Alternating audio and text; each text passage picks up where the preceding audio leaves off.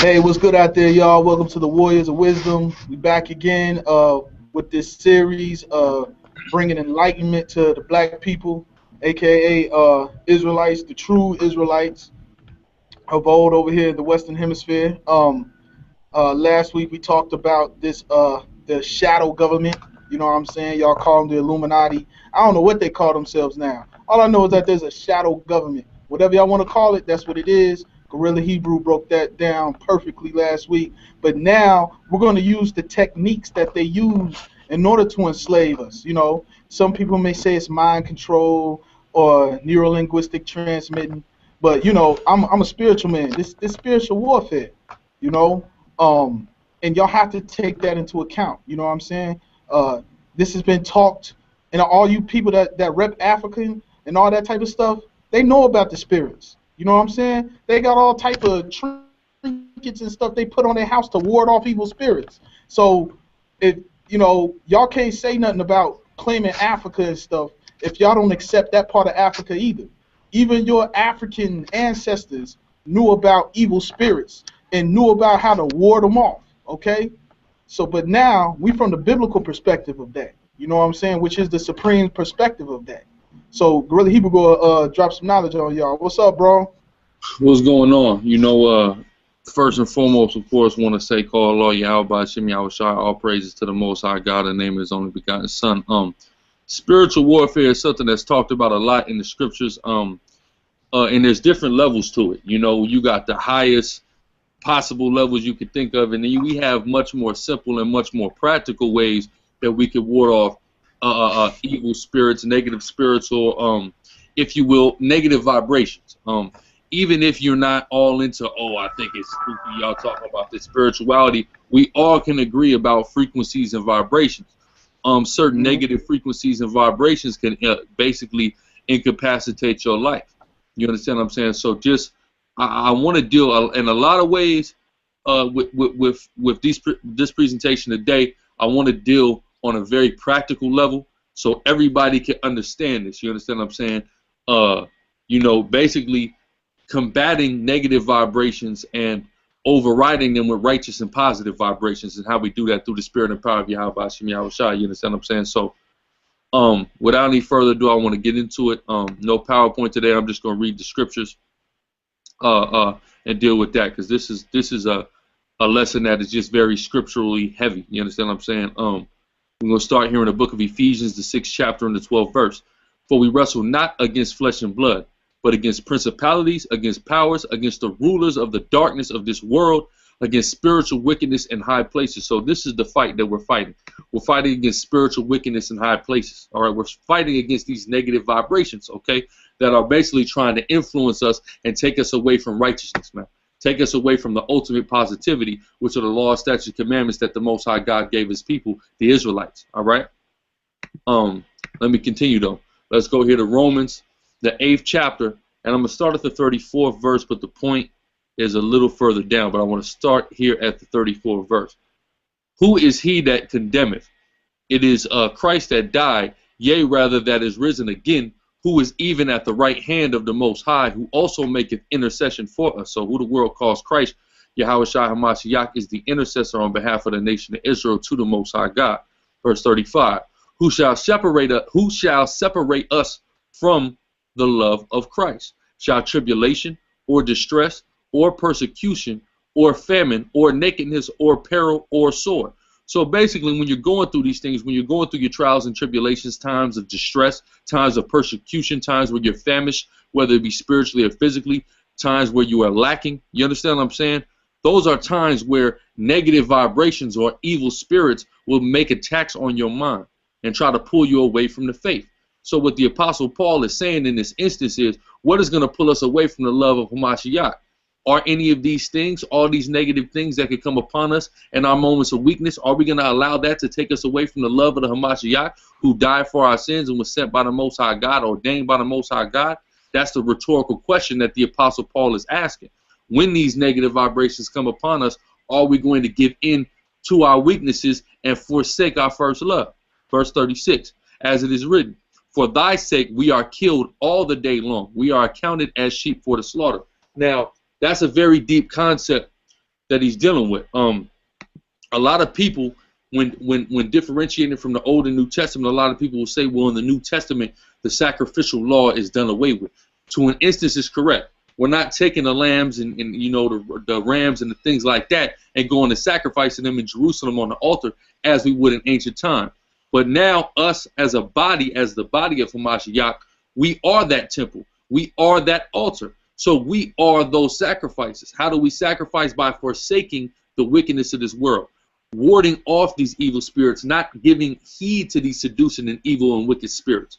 Okay, and sacrificing, because this whole world, like it says in Ephesians 6 and 12, our fight right now is against spiritual wickedness. It's against the evil spirits, the rulers of this world, who rule through these negative vibrations. You understand what I'm saying? So the way we die daily is we sacrifice our own selves. We don't give into the general way that this world is ran, and we fight against it, and we stay positive, and we stay righteous. And by doing so, we are dying daily because we are sacrificing ourselves. Okay, it is very easy to go and partake in all the things that the world is partaking in. It is very easy to do that. It's very easy to give in to peer pressure. But instead of giving in to peer pressure, you fight against it. You dare to be different, so to speak. You go against the grain of this world and stay on the grain in the path of righteousness as laid out, and the blueprint was laid out for us by the Most High. You understand what I'm saying? So by doing that, we die daily. You understand what I'm saying? We are presenting our bodies as a sacrifice by instead of conforming, fight against the ways of this world. You understand what I'm saying? Where I'm at. Yeah, I just want to make a quick comment. Oh, go ahead, brother. And here's another thing. Spirituality and spiritual warfare go hand in hand with mentality. You know what I'm saying? As far as where your mental state is at. Because what we call demons or whatever you want to call it, demons and negative forces, their whole goal is to psychologically disembowel you to where you're mute. You have an inability to make good decisions, and that's what the end of the day is what these negative forces are out to do. And we can even when you look at that word panic, that actually comes from the Greek god Pan, the satyr, and he would agitate all these people in the forest and stuff into a state to where they just know they should do something, but they don't know what to do. But then they start making irrational decisions based off the fact that they didn't sit back, think about what's going on, and devise a plan. And that's what these evil forces are out to do. They're here to agitate you. Go ahead, bro.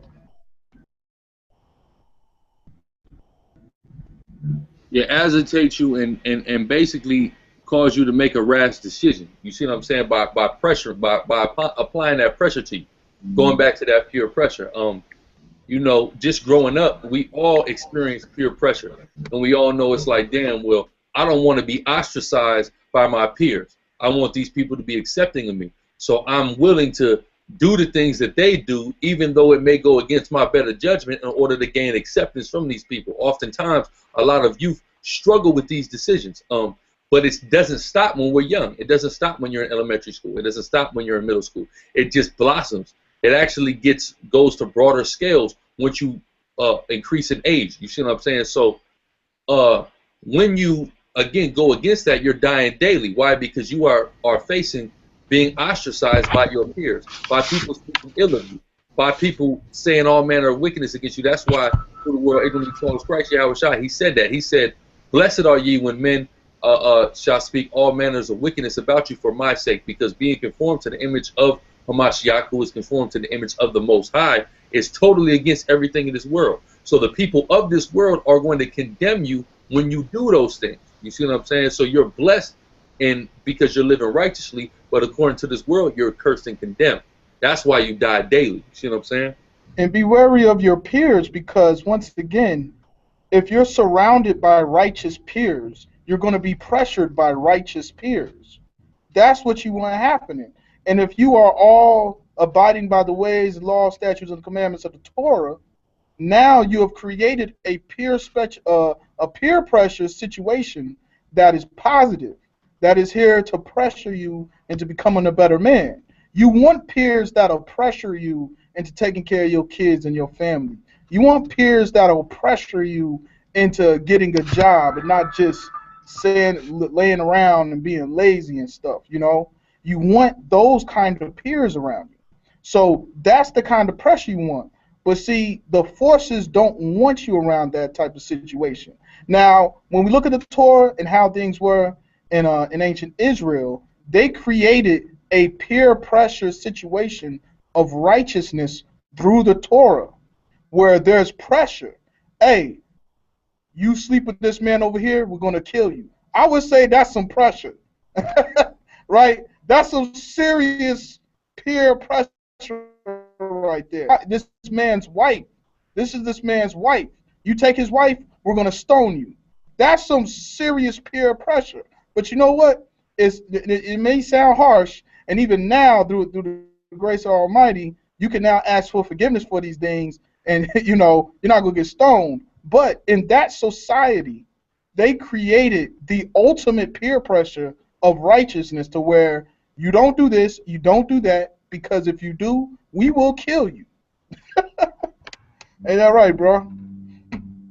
Yeah, exactly. And there's righteous peer pressure, and that's a good point you made. If you surround yourself with people who are living righteous, living by these laws, you're going to be righteously peer pressured into doing the right thing as opposed to doing the wrong thing. Be mindful of the company that you keep, because you are who your friends are. You see what I'm saying? So if you're around a bunch of wicked people, chances are you're going to do wickedness. If you're around a bunch of righteous people, chances are you're going to do righteousness, or something is going to, like a conflict is going to occur, and you're either going to be alienated, or you're going to choose to alienate yourself from that group of people because your spirits are too contrary. One's negative and one's positive. You see what I'm saying? As the scriptures say in the book of Corinthians, what fellowship have the darkness with the light? You see what I'm saying? The darkness go with the darkness, the light go with the light. That's just what happens. You see what I'm saying? So, you definitely should be surrounding yourself with righteous people so you can be righteously peer pressure. And I've been blessed to have a good family to put that kind of pressure on me, because I just couldn't grow up regular because of my father, my grandfather, my mothers, my sisters, my cousins, there's a lot of pressure on me to be great. Now, unfortunately, this all goes back to the matriarchy. When you're living in a household where the woman takes on all the responsibilities, there's no pressure on you. You've been alleviated. The black woman is God. She can take care of all your problems, and you can sit back and relax and don't even have to worry about that. So now you've been alleviated of all these other pressures that you should be thinking about, and now you got time on your hands to want to go out and sell drugs, do drugs, whoremonger. I mean, that's the cycle. So all this ties together, and the dark forces, the adversary, they will see that and use it because it's so convenient. It's so convenient. Well, I don't have nothing to live for, so I'm going to do this mess over here. Like, you always hear that. I have nothing to lose. Well, if you have nothing to lose, gain something. Come on, y'all. Gain something to lose. You know what I'm saying? Go ahead, bro. Yeah, those was good points. I'm gonna continue back here in Romans the 8th chapter. Start back at verse 36. As it is written, for thy sake we are killed all the day long. We are counted as sheep for the slaughter. Nay, in all these things we are more than conquerors through him that loved us. So what are we conquering? We're conquering negativity. We are conquering the wicked, evil ways and the sinful ways of our flesh. Okay, when we resist or we die daily to this world. You understand what I'm saying? When we resist the wicked and evil ways of this world and fight against the spiritual wickedness in high places, right? Verse 38. For I am persuaded that neither death nor life, nor angels, nor principalities, nor powers, as it spoke about in Ephesians 6, nor things present, nor things to come, nor height, nor depth, nor any other creature shall be able to separate us from the love of the Most High, which is in Hamashiach Yahushua our Lord. Okay? And this is the mindset that we have to be in. We, number one, have to know, as it says in Ephesians 6 and 12, the type of fight that we are fighting, a spiritual fight, a frequency fight. then we have to understand, and we have to have the mindset or the mentality, as the brother touched on, that nothing is going to be able to separate us from righteousness, that nothing is going to be able to come between us and the right thing. You understand what I'm saying? That nothing is going to be able to separate us from the Most High God. If you have that, basically, as me and the brother, a phrase me and the brother have recently coined is "get spiritually rich or die trying." If you have that mindset to where I'm not going to lose, I'm going to fight this fight to the end for the Most High's sake and for my own salvation's sake, you ain't going to lose, probably. You see what I'm saying? If you are really true to that and you really understand the battle that we're fighting and we understand the marathon that we're running.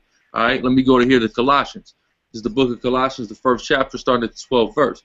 Giving thanks unto the Father, which hath made us meet to be partakers of the inheritance of the saints in light, who have delivered us from the power of darkness and have translated us into the kingdom of his dear Son. So the Most High is calling an elect group of men, okay, and delivered an elect group of men from the power of darkness, starting with the 144,000, from the power of darkness. So you got to be striving and hoping that you are one of those men that have been delivered from the power of darkness, and your family, your household will come along with you, as the scriptures say. All right? But, you know, the power of darkness is what we're at war with.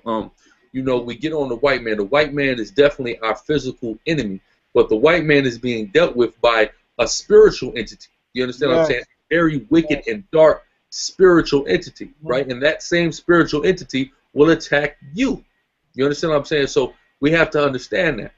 It's physical, but more importantly, it's spiritual for us, because the right spirit is go ahead, bro. Go ahead, brother. No, well, you finished. My bad. You just. No, I'm done. Man, listen, and watch this. Y'all, people might get mad at me when I say this, but I have so much sympathy for the white man, because they don't understand. They getting tricked by these dark forces. They think that, oh, they're in good.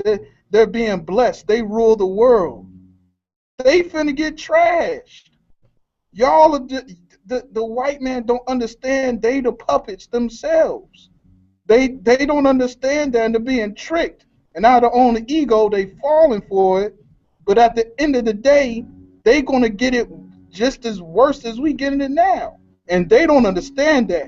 So I'll be angry. And when I say the white man, I'm talking about the people that's making our laws, the people on Capitol Hill, the people that's, you know, letting people off like Darren Wilson and George Zimmerman. I'm talking about the people that's making these laws.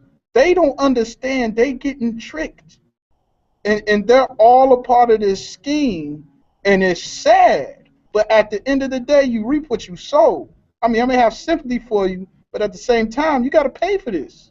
You know what I'm saying? And it's not going to be by my hands. It's going to be by the Almighty. You know what I'm saying? Which is really worse. There's only so much I can do to somebody. But when we're talking about the power of the Almighty that created all things in the universe, I mean, it's sad, man. Go ahead, bro. Yeah, definitely. They don't even understand that they're just pawns in this game, man. You know, and they getting ready to get treated. You understand what I'm saying? Not by the people by the forces that's helping them now. See, it's not even the Most High that's going to get them. It's the demons and the dark forces that are pimping them right now that's going to mess them up. You reap what you sow, man. Yeah, they got a lot to answer for, and they're gonna have a lot of hands at their neck, man, when the time comes. I'm gonna start here in the book of Matthew. We're gonna go to the Gospel, Matthew 17, starting at verse 18. And Yahushua, or I'll read it verbatim for the audience. And Jesus rebuked the devil, and he departed out of him, and the child was cured from that very hour. So who the world calls Christ had cast a demon, right? Cast a demon out of somebody. All right. Now that demon was in the form of an ailment on this particular individual. Verse 19. Then came the disciples to Jesus apart and said, why could not we cast him out? So the disciples saying, look, how come you was able to cast him out, but we didn't have the ability to cast him out? It's verse 20. And Jesus said unto them, because of your unbelief, right? So real quick, I'm going to stop right there. There's a little bit more in that passage that I want to go into, but I got to stop right there. One way that you would increase your spiritual strength and your spiritual ability to ward off and fight these powers of darkness and these wicked and evil or negative vibrations is through increasing your faith. Okay, faith is fundamental and faith is key in building your spiritual strength. Okay, it's core. Just like if we liken this unto when you go into the gym, you have to build your core. Your core on a spiritual level is faith in the Most High God. Okay, and also belief in the Messiah is also part of that. All right, I just want to push that point in. Verse 20 again, and Jesus said unto him, because of your unbelief, verily I say unto you, if ye have faith as the grain of mustard seed, ye shall say unto this mountain, remove hence to yonder place, and it shall remove, and nothing shall be impossible unto you. Basically, you'll be able to move mountains. That's where the metaphor of moving mountains comes from. If you have faith and you have a strong core in the Most High, you will be able to, quote unquote, move mountains. Okay, verse 21. Howbeit, this kind goeth not out, but by prayer and fasting. So in doing your spiritual regimen, which should be founded upon the principle of faith, and wanted to strive to be righteous, one also has to do certain things in their regimen. And prayer and fasting is also key to warding off dark and negative vibrations. Okay, now prayer and fasting, the fasting aspect has to do with afflicting one's flesh. Going back to the scripture in Romans, the 8th chapter, in reference to dying daily. We have to present our bodies as living sacrifices. When you go against the grains of this world, that is one aspect of presenting yourself as a living sacrifice. You are sacrificing the perks and the benefits that come with being conformed to this world as an effort to be righteous and obtain salvation. Another way to do it is afflicting your flesh from its pleasures as eating is. Eating is something that is fundamental. Eating is something that we all have to do. Eating is something that many of us take pleasure in, and some of us even oftentimes overindulge in. So, by afflicting yourself from that and fasting, and not even just fasting from food, you can fast from various things. You can fast from various pleasures, and afflict yourself from those things. When you do that, it increases your spiritual strength.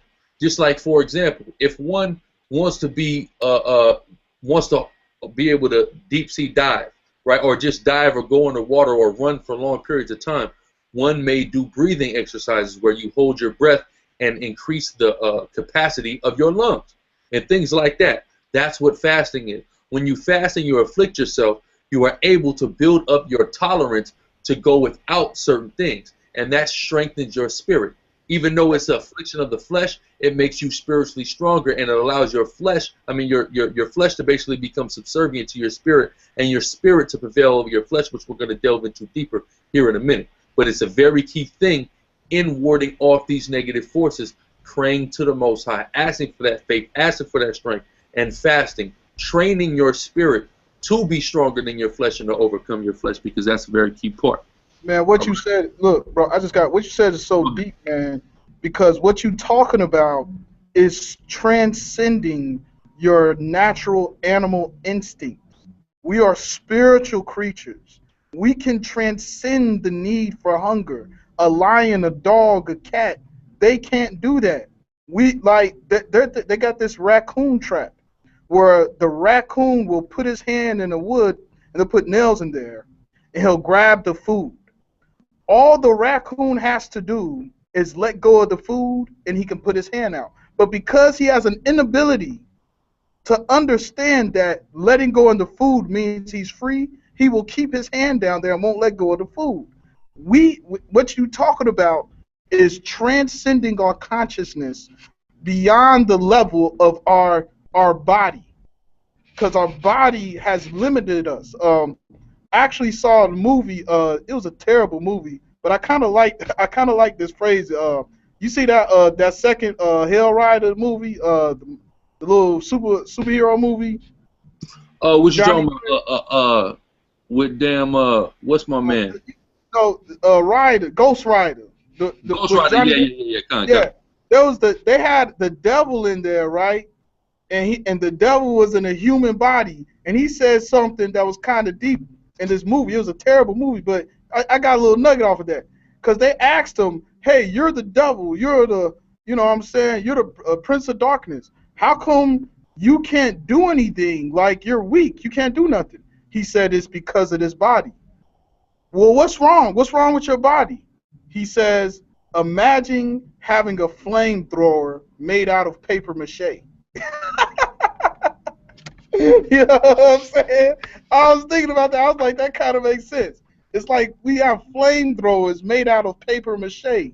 Our bodies have limited. These are not the new bodies that we will have when time comes, but we have to at least be able to transcend the existence of this thing. And you will see these practices in other cultures. Like, I don't subscribe to Buddhism, but they really focus hard on transcending beyond physical capabilities that one would say, hey, you need to do this in order to survive.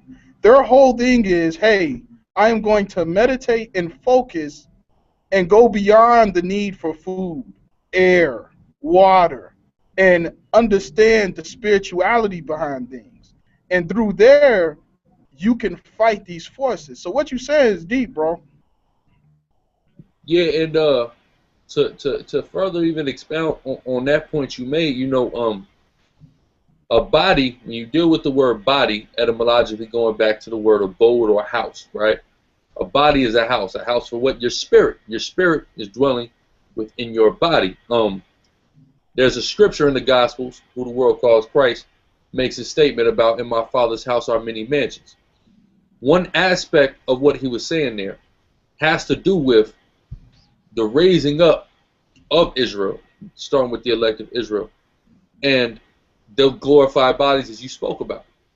And they will be like unto mansions. The bodies we have now are like old-ass project buildings. You understand what I'm saying?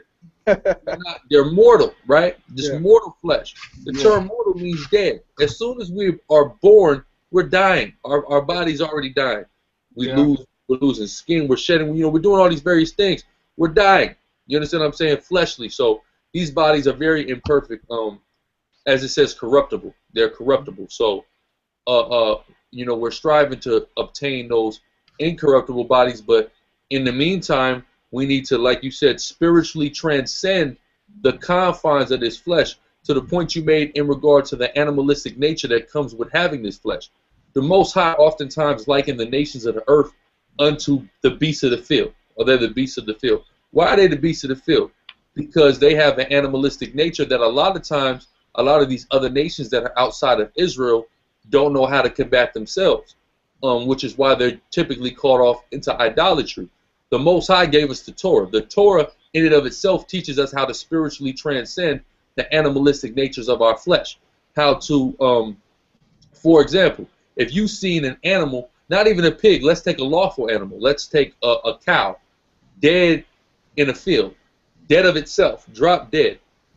A person of another nation would likely eat that if he was hungry, look at it for food. We understand, because of the Torah, to resist that animalistic urge and say, well, it died of itself. I didn't execute this animal, therefore I have to refrain from eating that animal. So the Torah in and of itself gives us a science and a formula to spiritually transcend and rise up above our flesh and our animalistic nature. You understand what I'm saying? A lot of people don't get that, and that's why in Deuteronomy the 4th chapter, it says that when the people of the nations would hear our laws, statutes, and commandments, that they would marvel and they would say, how wise a people this is. You see what I'm saying? Because we were given the wisdom by the Most High to reject, the animalistic nature. So we have to kind of come back to that mindset and that mentality through the spirit and through spiritually strengthening ourselves.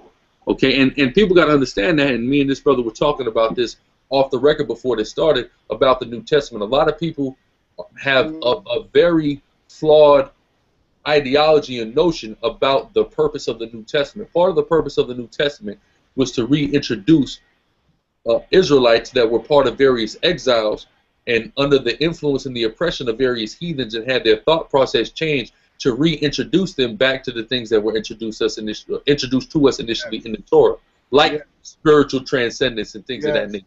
Yes. And as far as the animalistic, here's what really has concerned me. This whole Hebrew verse Kemet thing is a negative force. And let me tell you why. I've never seen so much divisive nastiness amongst brothers than what I see with this Kemet versus Hebrew thing. I mean, and then it has now transcended to now Hebrew versus Hebrew stuff, and Kemet versus Kemet stuff, and Islam versus it's not even just, and what I mean is this: disagreements are not the problem. Everybody disagrees. You know what I'm saying? Me and you probably disagree on a lot of things. But what is the spirit behind our disagreement? Am I disagreeing like, hey, this is the knowledge that I've attained right now. It doesn't really match up with what you're saying, but let's talk and let's see if we can build and see who's actually right. Is it in that? Is it in that thing? Or you're stupid, you're an idiot, you don't know what you're talking about, you're brainwashed. That type of rhetoric is the norm now in this quote unquote this unconscious community. It's the unconscious community, because there's no way you can be conscious and get emotional about people with different beliefs. And that goes back to the spiritual warfare. You have these look Gorilla Hebrew, bro. I don't, maybe I'm showing my age, but I've never known men to be so sensitive in this day and age. These is the most sensitive people. These are supposed to be men, and they're so sensitive. They fly off the handle of everything, and I'm like, oh my goodness, are you kidding me? That right there really got you messed up. We can see the level of sensitivity that brothers is dealing with by their reactions, their spiteful reactions. When you are doing things that are not intended in totality to teach, but more so the spirit behind, your actions are totally out of spite, just to spite a person. Now we know that you're dealing emotionally and you're dealing with sensitivity, Yeah, and it bothers me. Like that's like, and I shouldn't see, and then that's the dark forces working on me. Like, really, bro, you that sensitive? That irks me. But me, I have to transcend beyond my flesh from getting irritated with that and be like, you know what? It's like, watch this. Anybody that watched a Kung Fu movie or any kind of movie where you have the master and the citizens, notice the master is always the least emotional one in the bunch. You got the young dude just starting, he's emotional, he's ready to go out there and fight, whatever. It's always the wisest master that's always sitting calm. Wait, let's think about it, let's talk it over. That's how everybody should want to be like, to where you want to sit back. And we look at Solomon, he's an example of that. Solomon was wise. He would be like, okay, he went around collecting wise words. He thirsted for it. You know what I'm saying? And I still say, I don't care what anybody says, the book of Proverbs is the #1 collection of wise words in the planet. That right there, if you follow that book and the teachings and lessons in Proverbs, your life is going to be great. You know what I'm saying? There's not going to be no confusion. It says, hey, all these angry people, don't hang out with them. Don't hang out with a wrathful man. Do not befriend them. Like, that's simple. Just do that. And see, when you do that, you won't have to worry about somebody coming up in your house and shooting the house up because because you dealing with those kind of people, man. Go ahead, bro. Yeah, exactly. What was I at? Okay, let's go to Proverbs 11:8. The righteous shall be delivered out of trouble, and the wicked cometh in his stead. And that's dealing with going through tumultuous and perilous times, which come through negative vibrations. When you live uprightly and you permeate and perpetuate positivity through the spirit of the Most High, through righteousness, through doing righteousness, what you're actually doing is delivering yourself in a certain aspect from negative things occurring to you. You understand what I'm saying? Through permeating that righteousness. Good things come to those who do good. We know what's good according to the law, statutes, and commandments. Deuteronomy 4 and 8, which I referenced this. I totally forgot I even had this in the lesson. I just referenced this a second ago, Deuteronomy 4 and 8. And what nation is there so great that have statutes and judgments so righteous as all this law which I set before you this day? So the law, statutes, and commandments, you know, the Torah that the Most High God gave us, that's righteousness. So when we do that righteousness, when we deal with that righteous vibration, we are actually putting out good, so good is coming back to us by the will of the Most High. So we got to also keep that in mind. Let's go back to the book of Romans, the 8th chapter, and let's deal here with the 6th verse. For to be carnally minded is death, but to be spiritually minded is life and peace. You know, dealing with taking your spirit and having it transcend your flesh, or not having your flesh or your carnal mindset, your lower self, because that's what it is, your lower self rule. Let your higher self, your spiritual self, transcend and rule over you. Okay, and that's how you obtain life. That's how you obtain good. That's how you will be delivered out of trouble, as it spoke about in Proverbs the 11th chapter. Right? Let me continue here. Let's go to the book of Zechariah 7 and 12. Yea, they made their hearts as an adamant stone. Our people, right? So-called, Israelites, you know, so-called Black, Spanish, Native Indians. Yea, they have made their hearts as an adamant stone, lest they should hear the law, right? So what happens is our hearts became fleshier as an adamant stone. We basically became subservient to our lower self and to our carnal mind, okay? And by doing so, we reject the law of the Most High. So we actually give heed to negative vibrations and bad things and darkness by rejecting the laws of the Most High, which is righteous and positivity, okay? And the words which the Lord of hosts have sent in his spirit by the former prophets, therefore came a great wrath from the Lord of hosts. So when we started giving heed to this darkness and this negativity, negative things began to happen to us. And now we're here in America, 400 years after slavery, we're still getting gunned down, we're still getting lynched, we're still getting hung, because our people gave heed to their lower selves and their carnal mind, as opposed to our spiritual selves and the righteousness and the positive vibrations that come with keeping Torah. All right? Let's go to the book of John, the 6th chapter and the 63rd verse. It is the spirit that quickeneth. So the spirit makes alive. All right, that's what quick means, to make alive. The flesh profiteth nothing. So to be carnally minded is to no profit or no avail. We clearly see that because since we have been thinking with the carnal mind, we have gone into slavery and we've been dealing with this oppression. All right, as it is this self-same day. The flesh profiteth nothing. The words that I speak unto you, this is who the world calls Christ, Yahweh Shai. He said, the words that I speak unto you, they are spirit and they are life. So the words of the Bible, that's the spirit and that's the life, from Genesis to Revelations. Okay, and following these words, these laws, statutes, commandments, that is how we obtain life, through the positive vibrations, through the rejecting of the negative vibrations. So staying founded, number one, having faith, building that core of faith and staying founded in that Torah law and the things that coincide with it, which are all throughout the scriptures. This is how we obtain life, okay? This is how we obtain salvation. This is how we get the kingdom, so you can understand. Let's go to 1 Corinthians 2 and starting at verse 4. And my speech and my preaching was not with enticing words of man's wisdom, right? Because those enticing words of man's wisdom, these deal with the negative forces oftentimes. We see that, like we were speaking about, within the conscious community. But in demonstration of the spirit and of power. Right, so when he said that my speech and my preachings was a demonstration of the spirit and of the power, it had to do with his preaching and his teaching was dealing with the law, the Torah, fundamentally. You understand what I'm saying? And that was the demonstrations, showing these things. You know, the different commandments, the dietary laws, the health laws, the ceremonial laws, and how they have an immense amount of scientific benefits. The science of the Torah.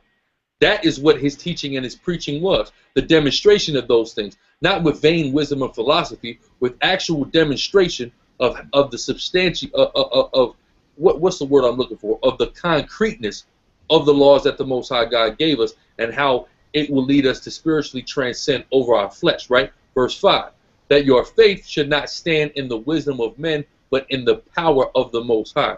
So your faith or your core, going back to what you have to build in order to wage spiritual warfare and not fall victim, is having your faith in the power of the Most High, first and foremost, principally and fundamentally. Okay, that's how we wage the spiritual war properly. But I want to deal with a concept real quick.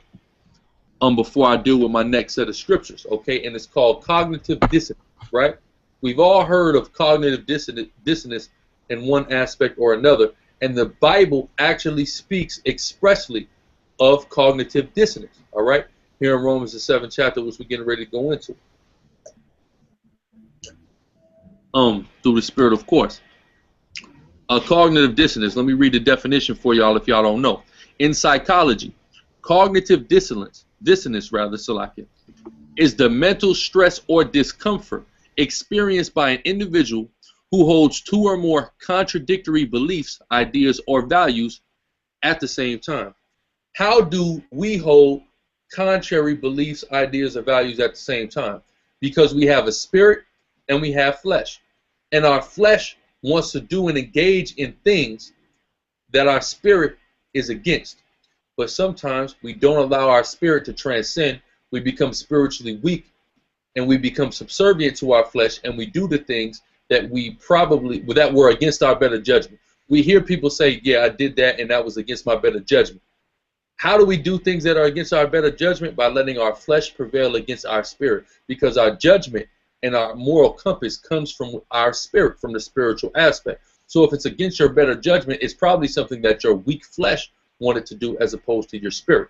Okay, and the Apostle Paul speaks about that in depth here in Romans the 7th chapter, and I'm going to start the whole Romans the 7th chapter, but I'm just going to start from about midway through the chapter at the 12th verse and read to the end, which is verse 25. Wherefore the law is holy, the Torah is holy, right? And the commandment holy, and just and good. So what is holy, sanctified, justified, good, and righteous is the law, statutes, and commandments. Okay? The Apostle Paul is clearly clarifying this in the New Testament for anybody who may have had that misconception, right? 1 second. All right, verse 13. Was then that which is good, Salakia, was then that which is good made death unto me? What is he saying? That the law is good, but it was made death unto me. Why? Because my flesh constantly wants to do things that according to the law, I'm worthy to die for. This is what he's saying. God forbid, right? So basically, he's saying that our flesh wants to do these things that are contrary to the law, that are worthy of death. So did the Most High say that something good is death unto us? No. This is life unto us, because it is spirit. Even though it is words and it deals with physical aspects, it is spirit. It is spiritual knowledge, wisdom, and understanding. 360 degrees of a full, complete spectrum of knowledge, wisdom, and understanding that the Most High God had it unto it. So he said this good thing that the Most High God gave us, he didn't give us to kill us. He gave us to give us life, to give us understanding, right? But sin, that is that it might appear sin, working death in me by that which is good, that sin by the commandment might become exceeding sinful, right? Talking about the desires of the flesh, all right? Which he's going to further expound on verse 14. For we know that the law is spiritual, right? So the law is spiritual. Ain't nothing carnal about the law. It is spiritual knowledge given from the Most High God. He said, for we know that the law is spiritual, right? But I am carnal, sold under sin, meaning us as people, we're dealing with our lower self oftentimes. We are dealing with carnality. We are dealing with the physical sense, right? So we are sold under sin. We have become subservient to sin, subservient to wickedness, because our flesh takes so much pleasure in these various things that the Most High God deemed wicked and unrighteous. Okay? That's why we have to, through our spirit, transcend our flesh and rule over our flesh by our spirit, and not be sold under sin and not become subservient to wickedness and unrighteousness. Okay? Because those are the negative vibrations, the spiritual darkness, that are going to only perpetuate and bring negativity our way. So in order to perpetuate positivity and good things and ultimately salvation, one must conquer the physical sense, must conquer the carnal sense, and let the spirit and righteousness through understanding of the Torah and having faith override, right? Verse 15. For that which I do, I allow not, right? So the things that he does as compelled to by his flesh, the things he does which is against his better judgment, he really doesn't want to do. Spiritually, his spirit has an issue with it, but his flesh does it against his better judgment. This is what he's saying. Again, starting at verse 15 here in Romans 7. For that which I do, I allow not. For what I would that I do Salakia.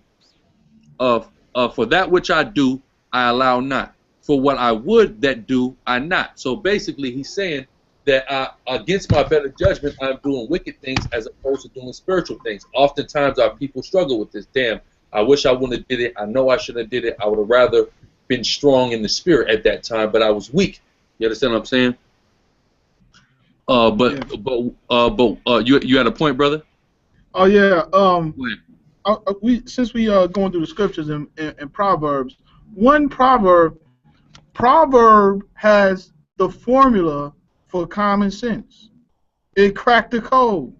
When we look at Proverbs 19:11, good sense makes one slow to anger. It is his glory to overlook an offense. Calm down. Just calm down. And you will make good common sense decisions. When you angry and you flying off the handles, I think you also got what was that Proverbs 29:11, where it's like a fool gives full vent to his spirit, but a wise man quietly holds back. Once again, I'm transcending the flesh to want to beat the hell out of you. I'm transcending that desire to want to do that. Now, I got a question for you, Gorilla Hebrew. We know these dark forces are here. When you're talking to someone in casual conversation, let's say they're not as overt. Let's say they're not all out in the open. What are some small, slick indicators that'll let you know if somebody in the right spirit or not? Are there any trigger marks?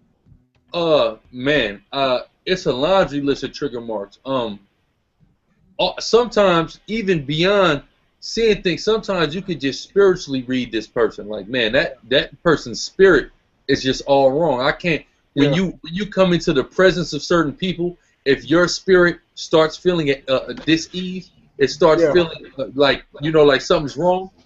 That in of itself that's a telltale sign. You know what? Something's wrong with this person. I'm getting a bad vibration. We're dealing with vibrations here. I'm getting a bad or a negative vibration anytime I get in the presence of this person. So something's wrong with that person.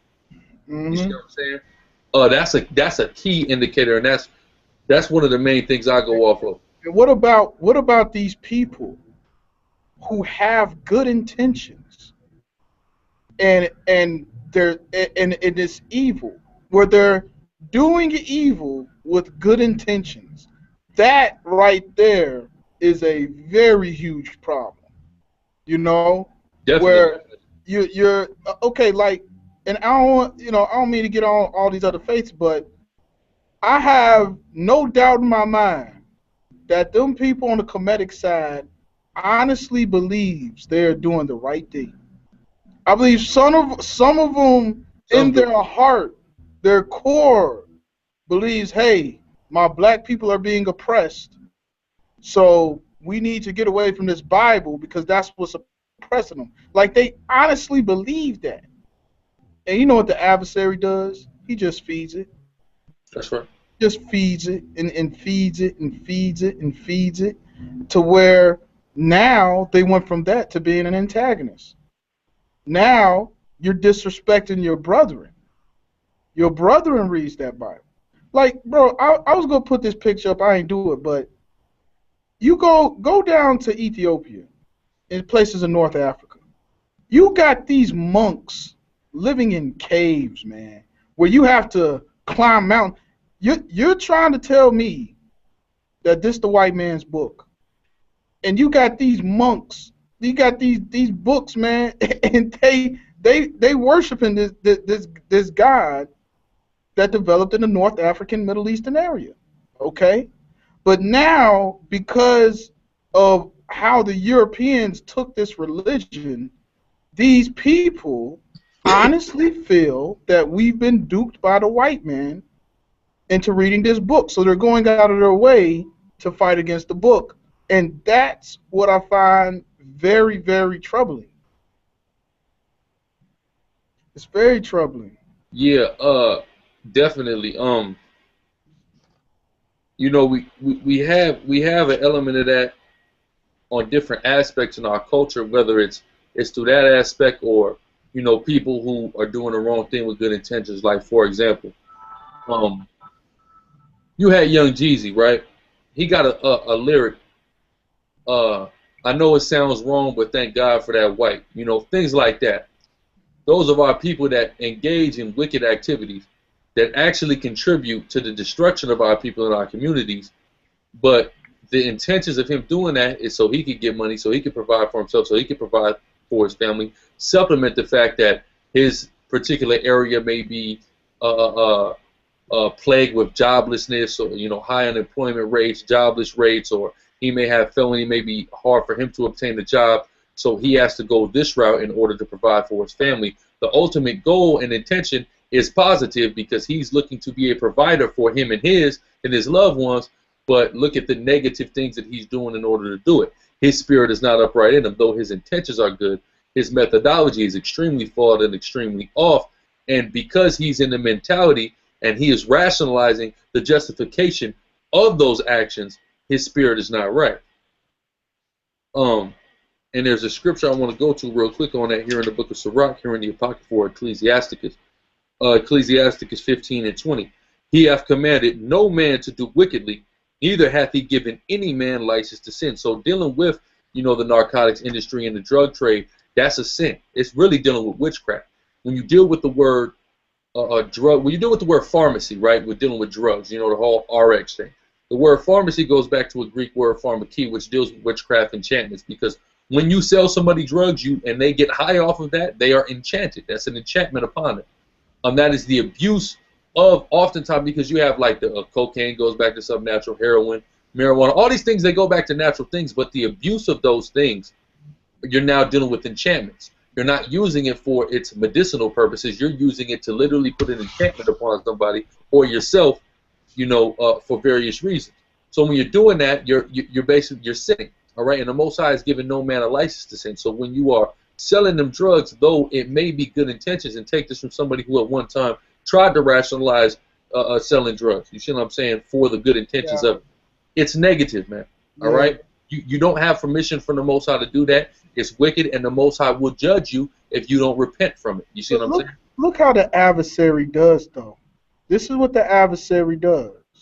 Selling drugs and poisoning your community is wicked, but check this out. You got babies, man. You got babies. You was in jail, kicked out of jail. Now you can't get a job. You can't get a job to feed your kids. Your kids over there starving. What you gonna do? I'm gonna be good. I'm gonna do it the right way. I'm gonna get a job. Then when you get a job, you can't even take care of yourself. Can't take care of your woman. Can't take care of your kids. So then you get fired from that job, because you now what you gonna do? You're gonna go back doing the evil that you was doing before with good intentions, but it's just. But once again, bro, and people hate when I use this word, and this word is gonna be used in the good sense. It's called faith, bro. You should have enough faith. Even if you're a non-believer, have some kind of faith in something to believe that you can go about doing things without poisoning your people. People say, they talk about faith as if it's a worthless type of thing. No, faith is you getting out of jail, and no matter what kind of turbulence coming out of your way, whether you can't get a job or not, and your kids need food, and your back's against the wall, you have faith that if you keep doing what you're doing and going on the righteous path, something's going to come about. That means something, man. Yeah, and that's a powerful point that you made, and a testament to faith and the importance of faith, going back to, you know, kind of the beginning of the lecture, dealing with faith being your core or the foundations of your spiritual strength and being able to ward off negative and bad vibrations, or, you know, spiritual darkness and evil spirits and things of that nature.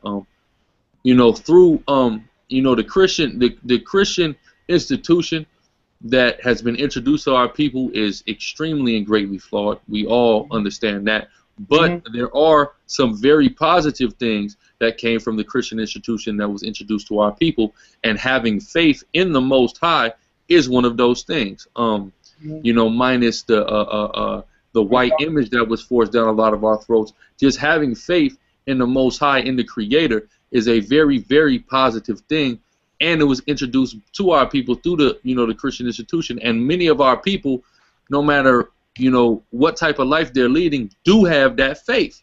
But now we have these conscious guys who are trying to introduce this Eurocentric ideology of atheism to our people, and trying to destroy and tear down that faith that has been given to us. I love that you said that. It's Eurocentric atheism. Since when have Africans been atheists? Since when have we ever, it's like that concept is not African. If you go claim Africa, that's not African. That's Eurocentric.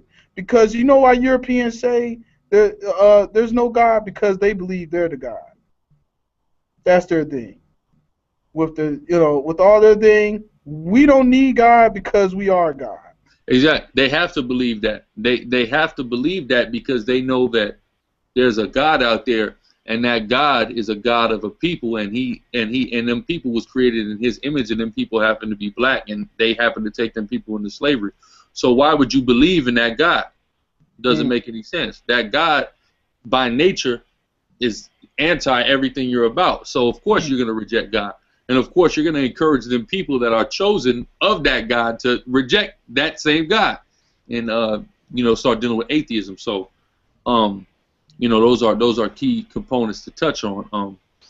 Before I go back here in the Romans 7, I want to read this scripture I just came across here in the book of Sirach, or Ecclesiasticus, the 18th chapter, and I'm going to start here at the 30th verse. I'm going to read verses 30 and 31. Go not after thy lust, but refrain from thine appetites. Again, have your spirit transcend over your flesh. Verse 31. If thou givest thy soul the desires that please her, she will make thee a laughing stock to thine enemies that malign thee. So dealing with, giving into them fleshly desires, ultimately is going to perpetuate more and more negativity to the point where you are going to be laughed to scorn, to become a laughing stock. And that's going to happen more and more. We're going to see more and more of that happen to a lot of our people. You got certain of our people that got like Mr. C, right?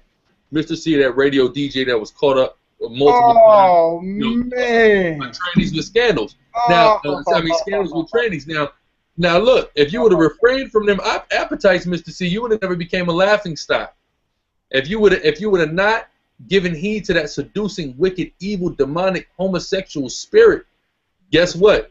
You wouldn't be a laughing stock. And here's the thing. And a lot of go up, and once again, this is where the faith comes in. You can't do it by yourself. You need the Most High. You need Him there to guide you. I'm sorry, y'all out there might disagree with me. Y'all gonna say you're believing in the spookisms and all that. Listen, bro. You need the Most High to get through something as dark as something as that. You got to make the choice yourself that you want to change. You got to prove to the Most High that you want to change first off. So there is some accountability. He's not just going to come down and then magically just robotically reprogram your brain. No, you got to show the commitment that you want to change, man. You're going to need. You can't do it by yourself. You can't. Mr. C. That man, and it's sad, man, for somebody to have those kind of desires. Because here's the thing, bro. Now let's show some empathy, because I think mercy is just think about from their perspective. Imagine having that kind of desire. How would you look at yourself? You know what I'm saying? Having the desire to want to do as a black man, because as we know in the black community, there was that whole down low concept, which ain't too many people on the down low no more. Guys, is all out in the open because of the way society has been engineered, and which we talked about on previous shows what that's about, and that's another form of spiritual warfare, which is the purpose of this show, how to combat that spiritual, them wicked spirits.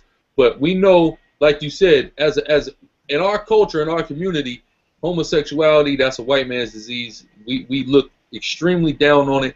The worst thing anybody could be is a faggot. And that's what everybody, oh, nigga, you a faggot. You want that faggot shit. You know what I'm saying? Mm. That's how we interact with each other. You want to downplay somebody, call them a faggot. You understand what I'm saying? So with that being said, as a black man, you gotta hate yourself when you wake up. Now people are being enabled, but initially, especially, you know, going back to the 90s and the 80s and the 70s, a nigga woke up and looked himself in the mirror and knew he had them homosexual desires. He hated and despised himself and probably ran from it as much as possible. Yeah, yeah, and to be honest, my heart goes out to them because you have, like me, I don't have desires that are criminal or offensive. Some people have desires that are criminal and offensive, you know. And even when you look at and these are, I'm gonna talk. Let's go ahead and just take the gloves off. The lowest form of human being on planet Earth to me are the humans that molest little kids. Okay, that's right. That's the lowest form of human being on the planet. But check this out. Let's hop into the perspective of a pedophile. Imagine how depressing it must be to be turned on by a 10-year-old. Just think about being in their state of mind to where... Real quick, have you seen the documentary Are All Men Pedophiles before? I'm going to check it out. No, what were they talking about? Check it out on Netflix. It's a very, very interesting documentary, and it deals with pedophilia. It's 3 types of things that are categorized as pedophilia, right? You have infantophilia, you have pedophilia, and then you have hebephilia, right? Pedophilia is being interested in sexually attracted to a child that is prepubescent, right? Hebephilia is a post-pubescent child, right? So 14, 15. Like, you know, she's already went through her cycle. She's like 14, 15, 16. That's hebephilia, right? Which they said most men on the planet Earth are naturally hebephiliacs or whatever. Whatever. It's like when a girl turns 16. But you see what I'm saying? Yeah. But when we start dealing with pedophilia and infantophilia, they actually are interviewing pedophiles who got their face blacked out. And you have certain pedophiles that are very repentive and that have never acted on their pedophilia urge, and they're very, you know, those are the people I'm interested in. They despise themselves. But then you have some that are proud and get off on doing it and love doing it. So it's very interesting dynamics, and I always recommend everybody to watch that because it puts a lot of things in perspective, and also it deals with female pedophiles, because a lot of people don't know that there's a lot of female pedophiles. And what you brought up a good point, because the perspective that's always interested to me is the people that have those desires that don't act on it. You know what I'm saying? Now, to those people, my heart goes out to them because they've been inflicted with such a terrible desire to have. Like, I couldn't even imagine having to deal with that type of desire. I mean, and to be a moral person and have those desires, it's probably a living hell, man. Like, it's... and the thing is, that's a demon. You see what I'm saying? That's spiritual wickedness and darkness, and that's spiritual warfare. And the thing is, the scripture say in Romans, the 1st chapter, that the Lord has given people up to vile affections for their own destruction, for rejecting and rebelling against Him. Certain people have been given up to those vile affections, you know what I'm saying, by engaging in those things and things of that nature. So that's a tough pill to swallow, and this is why we see homosexuals have this pride, these great gay pride. They're truthfully not proud to be homosexuals, but because of the engagement in that act and the consequence for the engagement in that act, they act proud and rebellious because they know there's nothing they can do about it. They've already fully, given themselves over to that demon. You know what? I've noticed that. Have you ever noticed how the real flaming homosexual men try to overly feminine themselves to where they're even more feminine than, like, they're extra.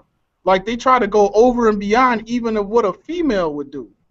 You know what I'm saying? Let me tell you something real quick. My wife, when she was in high school, she told me, It was her and her homegirl. My wife is West Indian, and her homegirl was West Indian. She told me that you had this little homosexual who was in their grade, and that he said that I want, because you know all homosexuals are aspiring black women. You know, we all know that, right? So he told my wife and her homegirl, well, look, I want to take you guys to Popeyes and watch how y'all act. So basically, so he could emulate them. You see what I'm saying? What? Yeah. Oh. Ain't that great? Ain't that something? Oh my goodness. Well. So that's that overcompensation. Trying to learn and study a female and take her like a drag queen. Drag queens go over the top. This is what the homosexual do. Go way over the top of what a female do to overcompensate, because they know what they're doing is wrong. They just know that they don't have the strength to spiritually prevail over their wicked, evil, and sinful, despicable flesh. So they just fully give heed to it and go the extra mile. You know what I mean? Oh, man, that's crazy. Well, on that note, bro, once again, brought some good info, man.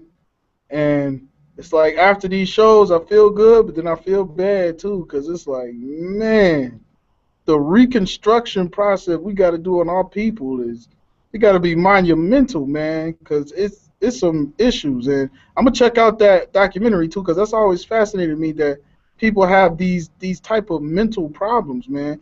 And once again, it's mental, psychological, mixed with the spiritual, man.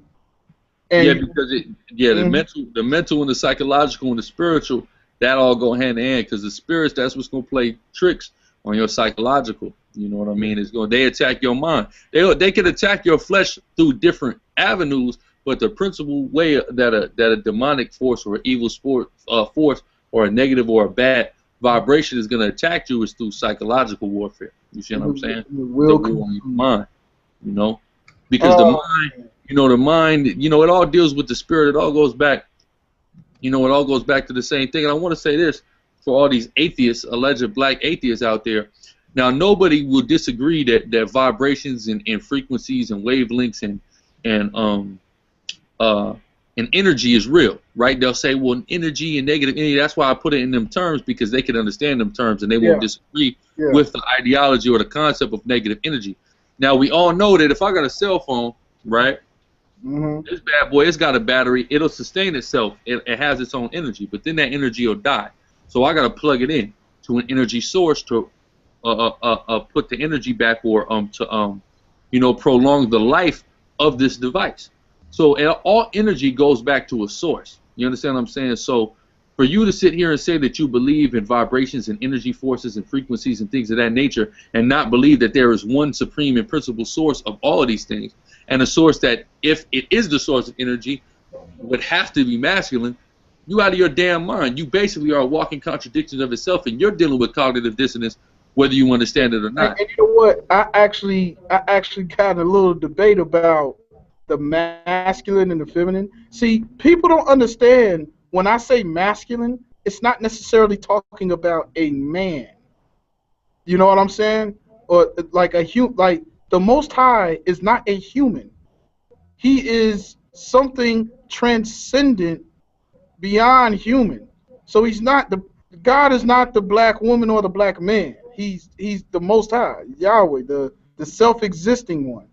And why we say he is like what you said, because he takes on a very masculine role. You know what I'm saying? And there's no word for something that's neither man nor woman, So since he's taking this masculine role and he's described as such, we say he, not from the perspective that he has a Y chromosome, but because his role he takes is masculine. Exactly. See what I'm saying? His role as a head, his role as a father. Even these worshipers of a son. If you worship the sun, and this is the thing too, y'all will say the black woman is God, but then you will go to Egypt where the sun is deified, and the sun is clearly masculine because the sun have rays. Rays is dealing with masculinity. You understand what I'm saying? So a lot of these guys, they're full of it, and they're walking contradictions, and their ideology it contradicts itself in very fundamental ways that they will often ignore or often will go and look will go, right past your eyes, and you only realize, wait a minute, he just contradicted himself. He just said the sun was God, but then he said the black woman is God. And the black woman is feminine as the earth, and the sun is masculine as a man. Not saying that the Most High God is the sun. Let's not get that twisted. But I'm so happy you said that. Go ahead. Bro, I'm so happy you said that, because this once again is the evil forces. The evil forces causes confusion, bro. Confusion is the whole thing. And let me tell you what confusion is. When you say something as vague and ambiguous as, hey, Alvin, do you accept African culture? My answer to that would be, which one? There's no such thing as African culture. You have Watusi culture, you got Pygmy culture, you got Igbo culture, you got Yoruba culture, you got Sudanese cultures, you got Kemetic culture, you got cultures of the South, you got the Bushman culture. Which culture? You just said African culture. Some of them are barbaric, some of them are good. Which one are you talking about when you say African culture? And that's why they have all these contradictions, like you said, because the differences between one African culture and another African culture are even greater than the differences between African culture and European culture. Yes, you know sir. what I'm saying? The differences are huge in Africa. They make it seem like Africa is this utopian situation where all the tribes have always been in one accord, and we're all singing Kumbaya around the campfire. Yeah, it's romanticism and it's surrealism. Even if I could go and isolate one country in Africa and take a look at the various tribes and peoples in that one country, to hell with the whole continent, just one country, and we're going to see drastic differences tribalistically. You see what I'm saying? So y'all are dealing with surrealism and romanticism. You are not living within the realm of reality. As spooky or as unrealistic as you say some of our ideas are, y'all live further outside of the realm of reality than we ever will. And watch this. It's disrespectful to Africa to even use this phrase African culture. That's like saying all blacks look the same. It's like saying something like that. It's disrespectful to Africans to say African culture. Just like it's disrespectful to call Native American Indians and saying all Native Americans have the same culture. There's differences, man.